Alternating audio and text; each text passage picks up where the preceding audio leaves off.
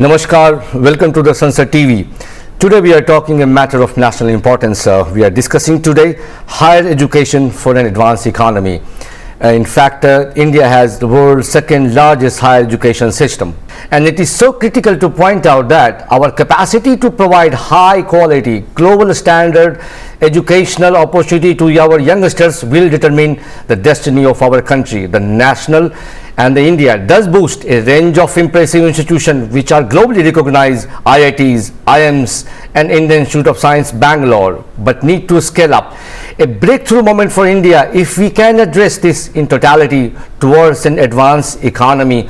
But that is indeed the most pressing problem India is facing on this such a matter of national importance. We have M. Jagadesh Kumar, Chairman, University Grant Commission, UGC, Professor of Electrical Engineer, IIT Delhi. Also, he held the position of Vice Chancellor of prestigious university, JNU, Jawaharlal Nehru University. I begin asking you, sir, and this is your host, of course, Manish Kumar Jha. The recent budget recognizes the critical gaps in laying the ground for nationwide programs in internship for 10 million youth over the next 5 years. Is it a very ambitious plan which government has focused, and rightly so? They have found a gap within the system which connects education to the industry. How will it unfold? Professor Jagadesh Kumar, to begin with. See, if you look at the goals we have set for ourselves, we want to become the third largest economy in the world sooner. Now, if our economy has to grow, we have three sectors which are contributing to it. You have the manufacturing, services and agriculture. And if our economy has to grow at a faster pace, we need a well-trained workforce. And in all these three sectors, whether it is agriculture, services or manufacturing, you require highly skilled people.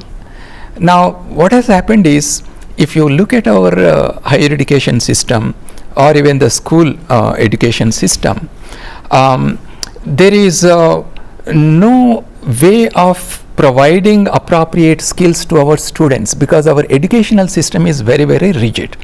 But thanks to the national education policy, which we launched in July 2020, we are now bringing a lot of flexibility and freedom and choices to the students, both in the school education and the higher education. Now, the students who come out of the higher education, they contribute in different ways, especially when the technology is evolving at a rapid pace. You require people to have these newer skills as part of their education. Now, what has happened is that because of the rigidity that we had in our educational system, the skills that the students acquire as part of their higher education and the demands of the industry, the kinds of skills they are looking for, there is a great mismatch. There is a huge gap. Now, both the national education policy and several schemes that we are launching, either through the Ministry of Education or through various other organizations, the aim here is to bridge this gap. So how do you bridge this gap? The challenge for us is that if the students are studying certain subjects, if they are gaining some theoretical knowledge, are they also prepared enough to apply this theoretical knowledge in a practical situation to find solutions to the problems? Can they become problem solvers and solution providers?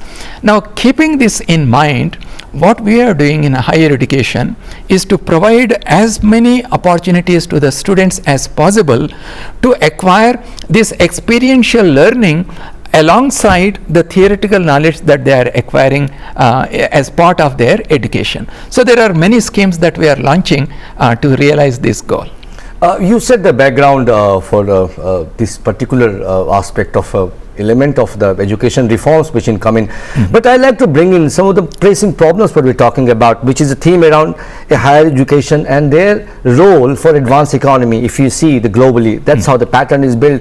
The higher education is a hub for the high quality research. Right. Let's talk about the research in higher education in India now. In fact, Prime Minister recently talked about the advanced and research oriented higher education systems, despite significantly expanded across we talked about IITs and IIMs. Concerns persist regarding quality, relevance and the capacity to equip youth For the dynamics of the 21st century, what is required, Professor Jagadesh, to step up, especially in the research quality, how we can raise the bar? There is absolutely no doubt in what you are saying. It is not the quantity of research that we do, but it is the quality which matters. If you look at the number of educational institutions from India which are finding place among the top university in the world, top universities in the world, in the world university rankings, every year the number of universities and the educational institutions which are finding themselves in this global list is increasing. Now, how does that happen? Unless the quality of research is improving, because in the global rankings, the citation of your research work also is an important component. The fact that more number of research papers from India are getting cited globally and the citation rate is increasing means that the quality of research is increasing. But however, we need to scale it up. Absolutely, there is no doubt about that, because the centrally funded institutions, they accommodate about 6% of the total number of students in the higher education system. The remaining 94% of the higher education students, they are in the university system. They could be state universities, private universities, deemed to be universities, and the central universities. And it is in these university campuses that we need to strengthen the research ecosystem. So towards that, what we are doing as a regulator, as UGC, we are encouraging every university to have an R&D cell. And I'm glad to inform you that after we launched this program of establishing R&D cells in the university system, now more than 900 universities have established the R&D cells.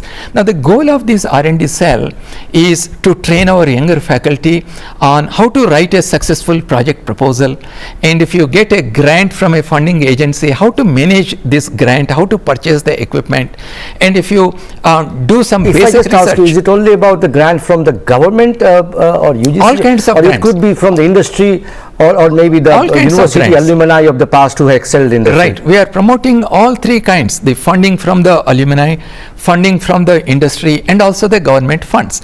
Now suppose the faculty member using these funds, they do some basic research. Now we should not end there. Can we convert this basic research into some kind of prototype? And from the prototype, can I take it to the market by establishing a startup company? So there are a chain of events that need to happen in our university ecosystem to strengthen the research efforts by the universities. So the work is in progress, and now we also have the National Research Foundation, NRF, which is getting funds from the industry and also from the government, and the funding that comes from the NRF will be competition based, and it will not distinguish between a public university and a private university.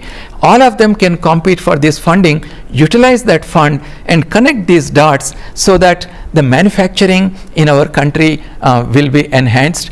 We ourselves will be developing newer technologies and newer products in our country. So you talked about, interestingly connecting the dots. Here is fundamentally you trying to have more internship, having an industry interface of the young bright students of the country, so understand where the technology is going and what they can contribute.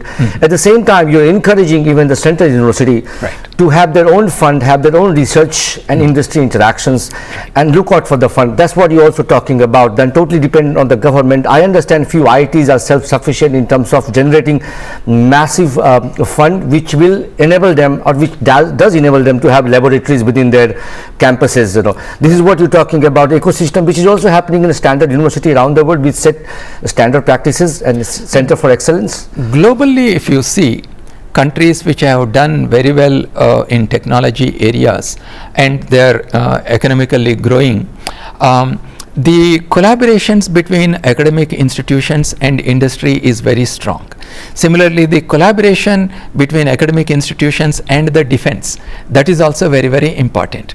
So when you look at these two sectors, during last 20 years or so, the collaboration between our defense institutions, the defense research efforts, and the educational institutions is actually growing. We are working on developing these technologies indigenously so that our defense doesn't have to depend on imports. Right. But when you look at the industry and the university collaboration, we have a lot to do in that direction. The reason for this is that there are 4 reasons, let me tell you. You see, unless the industry and the university system, they develop shared goals, it will be very difficult to work on a mutually agreeable projects. So universities and the industries have to work on developing these shared goals. And 2, the university system has a different kind of culture as opposed to the culture in an industry. In industry, you're always chasing the deadlines. You're trying to commercialize the knowledge, whereas in the university system, you have a slightly laid-back attitude, right? So therefore, both of them have to understand these differences in the culture and develop a common ground. Now, for that to happen, you need to develop better communication channels. Both of them have to visit each other. And to provide these kind of opportunities, UGC has recently introduced a new scheme called the Professor of Practice. Right. So as Professor of Practice, experienced persons from the industry can come to the universities and work with the younger students in the university system. And I'm glad to inform you that we have close to about 650 professors of practice already appointed during the last 2 years across the university system in the country. So the most important component of better industry and university collaborations is building trust in each other. I would again like to come back on this question. It's so pressing to me, and you also been focusing, and it is a national level debate and mission which also leaders of our country is focusing on hard. And there's other side of debate about the ranking, which is from the certain side, it is called a biased, but many universities do follow and show their standard as per the pattern, and they do come in the ranking, and they like to talk about that. While we have prestigious universities and ranking, but none of India's universities rank among the global top 200 in research impact, some of the reports talk about.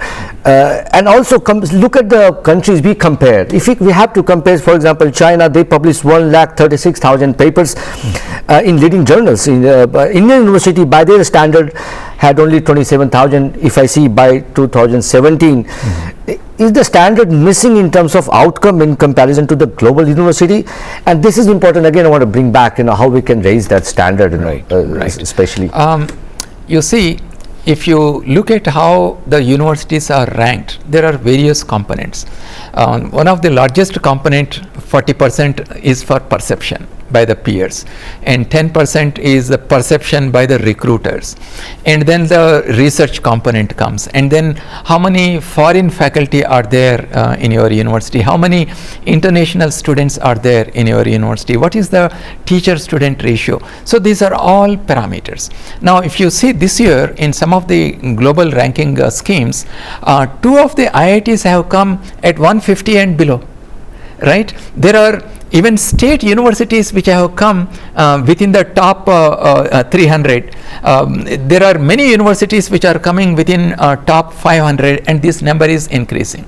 This is an indication that there is a more positive perception about our institutions, because the alumni that we produce, they are doing excellently, whether they are in India or globally. So therefore there is a positive perception that is building about our institutions. And 2, as I mentioned in the beginning of our discussion, that the quality of research is improving, the number of citations are also improving, and then we are also working on study in India programs. Now we have a one unified portal where the foreign students can examine which are the programs in which they can join, which are the universities they can join. So we are making it easy for the students to get admission in India, and hopefully the number of students who will study in India will increase. So there are multitude of efforts that we are making to make sure that our universities appear among the top global universities. But it is important to follow and be part of the standard process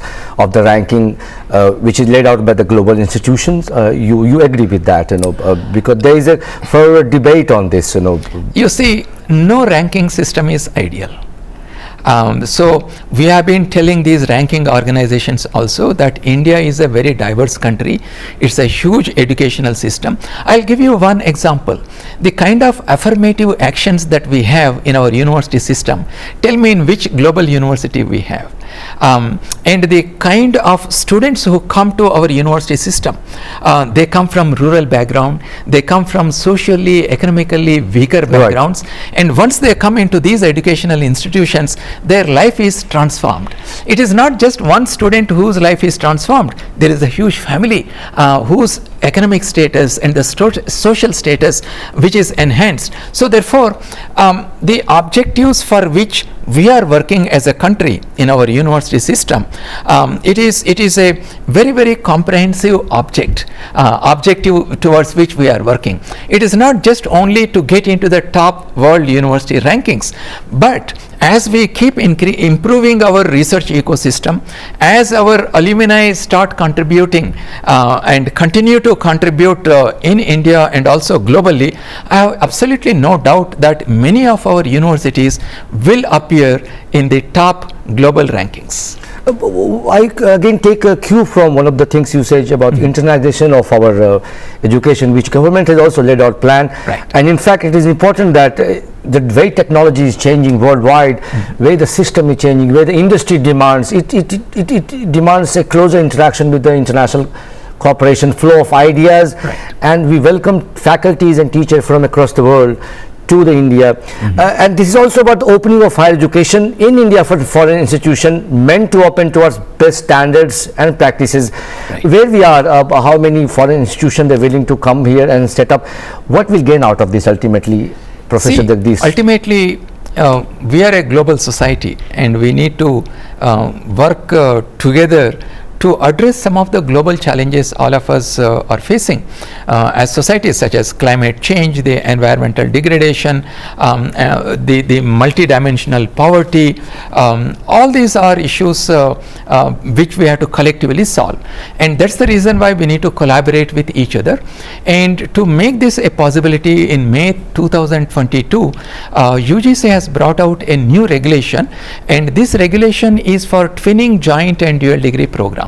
And I'm glad to inform you that already more than 100 universities have launched this program, and this twinning joint dual degree program, it provides an opportunity for our students to study, let's say, 2 years in India and the remaining 2 years in a foreign university. If it is a PhD program, it can lead to joint publications, it can lead to development of technologies together with Indian university and foreign university. So those efforts are going on. And also we brought out in November 2022 another regulation which provides an opportunity for the best universities in the world to come and set up their campuses. So these are all work in progress. You talked about this is something very interesting. You said 100 universities are ready to set up their campuses in India. No, 100 Indian universities have already adopted the twinning joint and dual degree program in collaboration with 100 universities in foreign countries, right? And for setting up the campuses in India, now we have a very good regulation, and there are many universities which are working on applying to UGC to set up their campuses in India. And will you mandate their similar standard infrastructure and the possibility of having spread out across India, how these are unfolding? So the foreign universities can choose the location where they want to set up their campus in India. What we are saying is that the foreign universities should provide the same quality of education as in their main campus. They will give the degree of the main campus. It's not an Indian degree. It is still a foreign university degree. And they will design their own academic programs as they are doing in their main campus. So they're fairly autonomous in their approach. Fairly autonomous, and then they can design their own programs. But of course, they can also modify some of their programs considering the Indian conditions. For example, if a university is offering a program in agriculture, and their programs have to be fine-tuned to meet the needs of our country, so we have given a lot of flexibility to them. Back to the bigger questions, and which is about a larger vision of taking higher education and to the next level, which we're talking about is national education policy. This policy aims to increase public investment in education, by definition, by objective, up to 6% of the GDP, and allow foreign university to open campuses in India. This could help increase capacity and competition. But I would like to know the holistic perspective of NEP when we see down the line, and we talk about 2047 up to the point, what are we achieving? What are our objective ultimately? See, our objectives are very clear when it comes to the NEP 2020, that the education should be learning outcomes based. The education should be accessible. The education should be on a mass scale, because we have millions of students, and this is the central objective of our national education policy. So that is why we are saying that equity is also very, very important. Accountability and accessibility also, they are very, very important.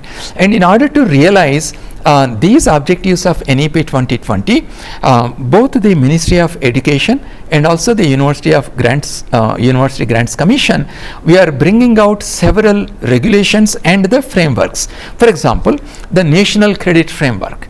It integrates the school education, higher education and the skill education. Similarly, you have the institutional development plan.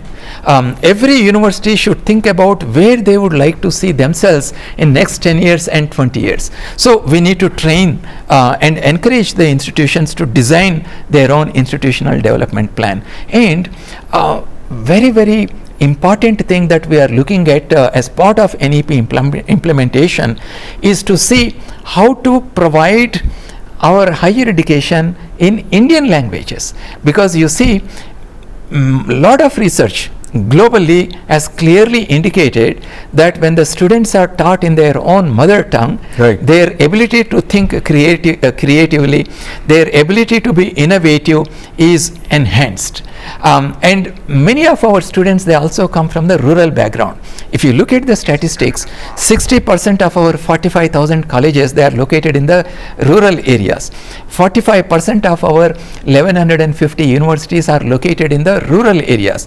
So when those kids come in the school level, they study in the local language, and then when they come to the university, it is important that we provide them textbooks and other digital content in Indian languages. So in collaboration with the Ministry of Education, we are now working on providing textbooks in Indian languages. So we are working with several universities. Our goal is by June 2025, in 12 Indian languages, we want to bring in each language 50 textbooks. So there are many such reforms that we are introducing in higher education so that the education is transformed, and our younger students who come out of the universities, they work towards the economic growth, the technological growth and the societal growth of our country. How vital is that, Professor Jagadesh? But discussion would be unfinished if we don't touch upon the status of private universities in India. It's part of the ecosystem and is as important to be discussed, especially the Indian university, the private university. I'm talking about lack in infrastructures, facilities, research output, international rankings, and sometimes they also don't adhere to the assessment which is prescribed by the UGC and certain regulation which you talk about. What stops that? Is it about stringent quality checks and certification that should be applied? What is that you're thinking of, especially this private university, because they fill the vacuum and they also cover the last mile of India, but the quality is missing. This is the dichotomy of the private university, and also they're independent. They also demand government fund, which is 80% of the government allocation fund goes to the central university and 20% goes to the rest of the university.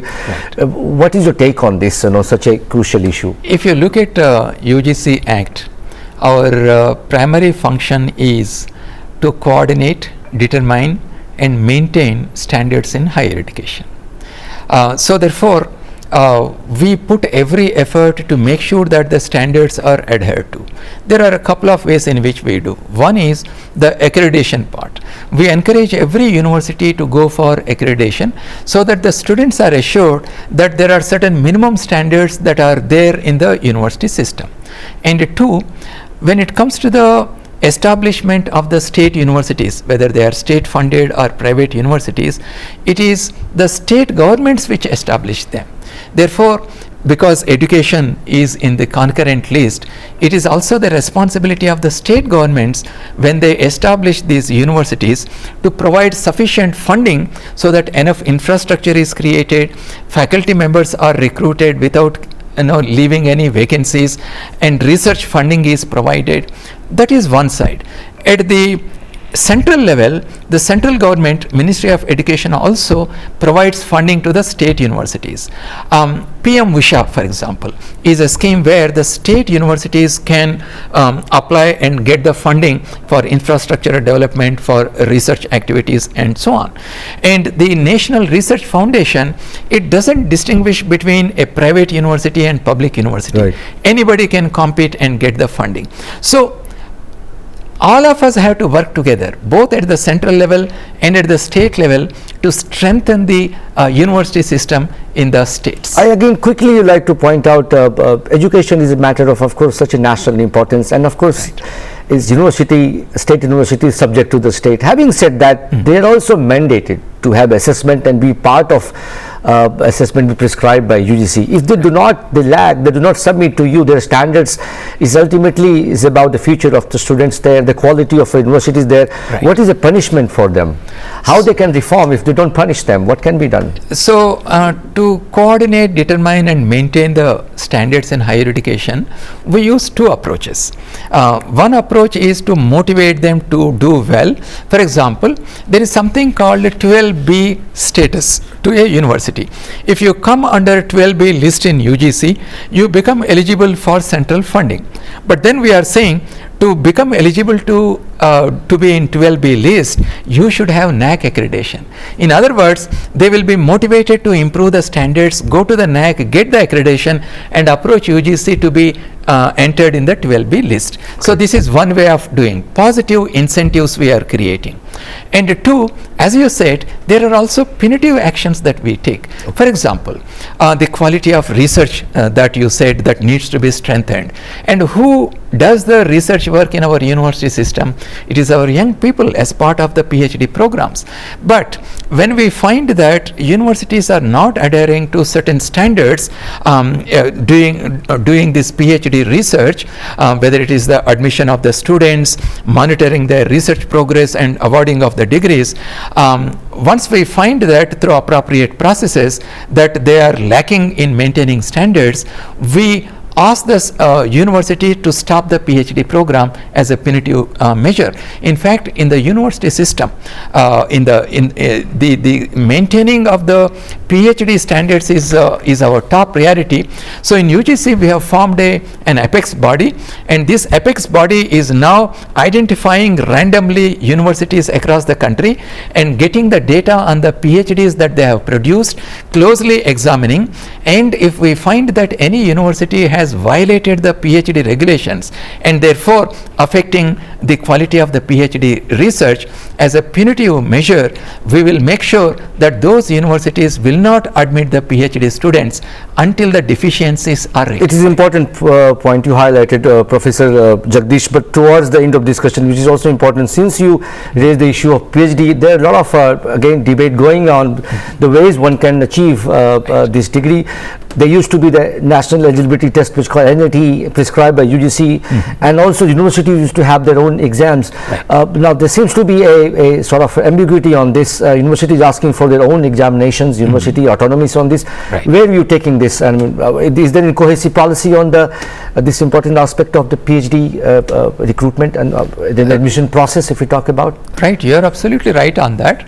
NEP 2020 recommends that our students should not be subjected to multiple entrance examinations.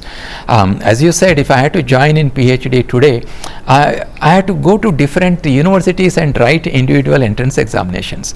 To minimize that, this year we have introduced in UGC NET, UGC National Eligibility Test.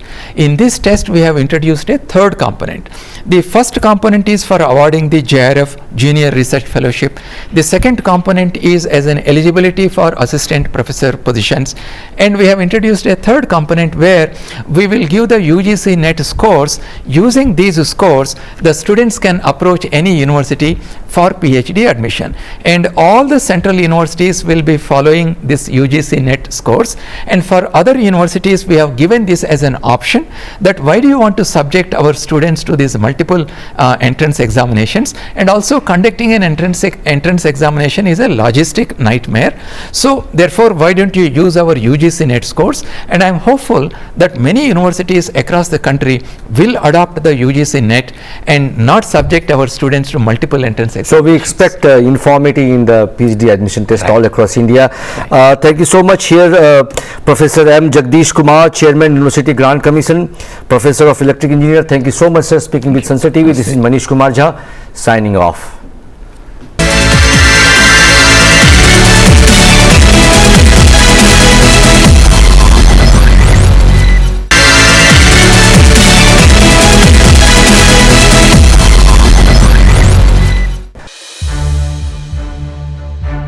To watch more programs of Sansad TV, subscribe to our YouTube channel and don't forget to like and share them.